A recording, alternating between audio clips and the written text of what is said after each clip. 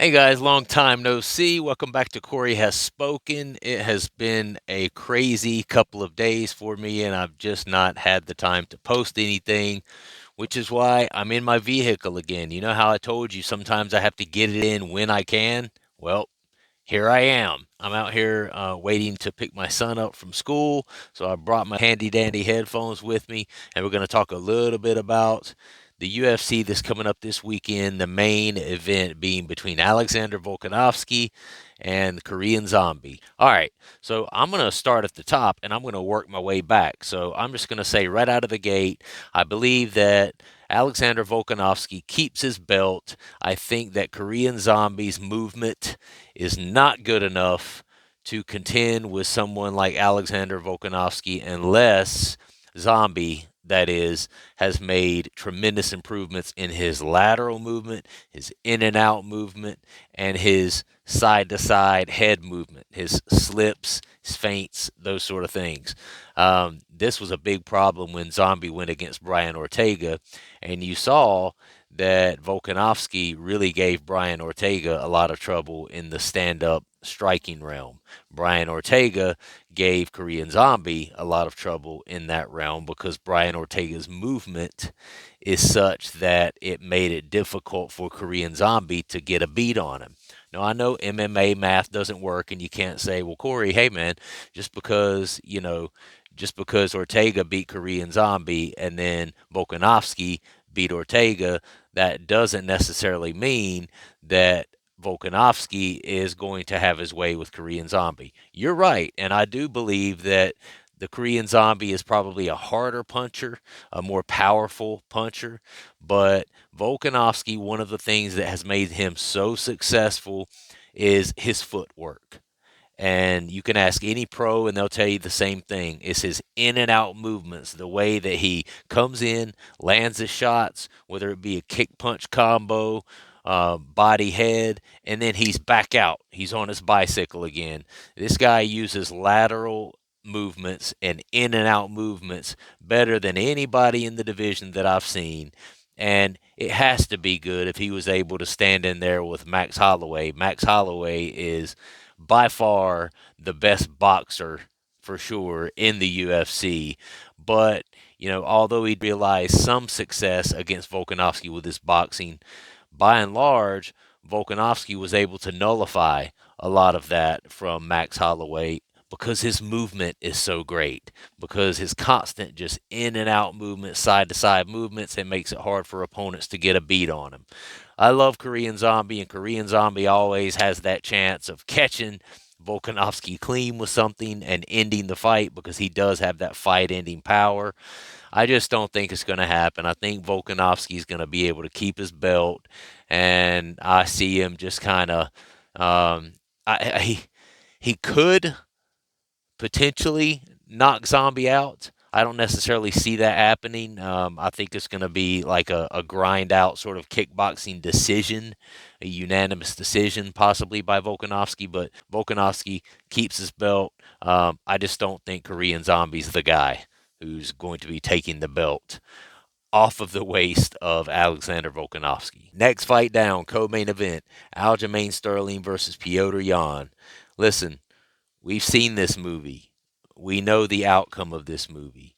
And I hate to be that guy that says, "Oh man, we already know what happened." The last fight, Piotr Jan, with the exception of the first round, which was won by Sterling, the rest of that fight was all Piotr Jan, and it was all going downhill very quick like for Aljamain Sterling. It was only a matter of time and a formality that Piotr Jan was going to win that fight, and it was only because of his poor instantaneous judgment in that very moment that Jan threw that illegal knee that the belt ended up going to Aljamain Sterling in the first place. I think we can all agree on that. But I want to say I don't want to count out Aljamain Sterling because he did show in that first round of that last fight that he has the skills and technical ability to be able to hang with someone like Piotr Jan, but he also showed a weakness in, sustaining a certain level of activity throughout that fight. You know, once the first round was over with, he started getting into the second round and the third round. Aljamain just was not able to maintain that same pace that was going to end up giving Piotr Jan any trouble in the later rounds. And that's also a fear and a concern for me in this fight, too. Now, Aljamain could always come in and surprise the heck out of me. You know, his coach, them over at Ray Longo and Matt Serra and all those guys are amazing game planners. So, you know, I'm sure they've seen the error of their ways in that first fight, and I'm sure they've understood that the cardiovascular fitness and the game planning and the ability to be able to pace himself throughout these first several rounds so that he's able to be there and be effective in the later rounds is very, very important. And hopefully they plan for that. And if they have planned for that, and if Aljamain's made the proper changes, then, you know, I could see him going in there and giving Piotr Jan a really tough fight this time. And he's going to want to do that, guys. He's going to be extremely motivated to do that. He's seen the writing on the walls, Aljamain, that is, the writing on social media, how he should not have that belt. He knows that the way he got that belt is not really a way that he wants to be recognized as the champion in the UFC. So he wants to come and get this belt legitimately this time. And he wants to do it by outworking, dominating, and beating Piotr Jan. And Aljamain Sterling, I think, is very, very motivated to do that this time around, especially given the circumstances of how everything ended the first time around. Now, let's talk about the people's main event. Let's talk about my main event. Let's talk about the fight that I'm more excited to see than I am the co-main and the main event, and that is Gilbert Burns, Khamzat Chimaev. Khamzat Chimaev is one of the biggest, fastest rolling hype trains in the UFC.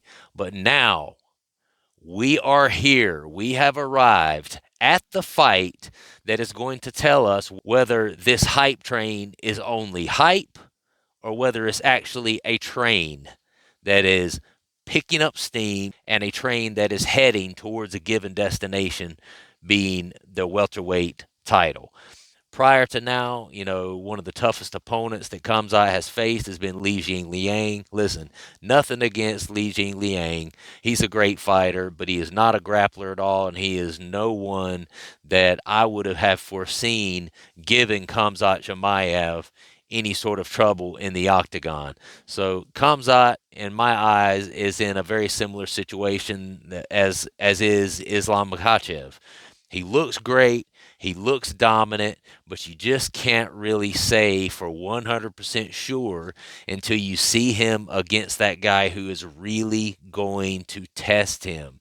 The guy who is really going to test whether this is all hype or it's all based around a really, really good set of technical MMA skills. And I lean towards that Khamzat has those skills, and this is not just hype, but you kind of have to see him up against that guy who is going to that if he beats him is going to determine that. As far as choosing a winner in this fight, man, this is really a tough one because you know, right out of the gate, it's real easy just to say, oh, this is Khamzat, this is his fight. But if you look at it, it's hard to pick against a guy who was undefeated. Khamzat has never lost. So you look at it and you say, how's this person going to get it done? How does Gilbert Burns get the victory here? It's really hard to say because we've never seen Khamzat lose before. So it's hard to know what that defeat is going to look like. But I just want to say I'm leaning towards Khamzat, but I wouldn't be surprised if Gilbert Burns comes in and gives him a lot more trouble than we're anticipating because this will be the first time we've seen Khamzat up against someone as talented and as experienced as Gilbert Burns and against a guy like Gilbert who's actually challenged for the title and has beat some of the top guys in the welterweight division. So I'm going to go with Khamzat. I don't feel 100% about it because Gilbert could possibly knock him off of this undefeated win streak. So we will see what happens, guys. I can't wait. I'm pumped. And there was no UFC fights this past weekend, so I'm dying to see some UFC fights. All right, I appreciate you guys watching. I will see you next time. Peace.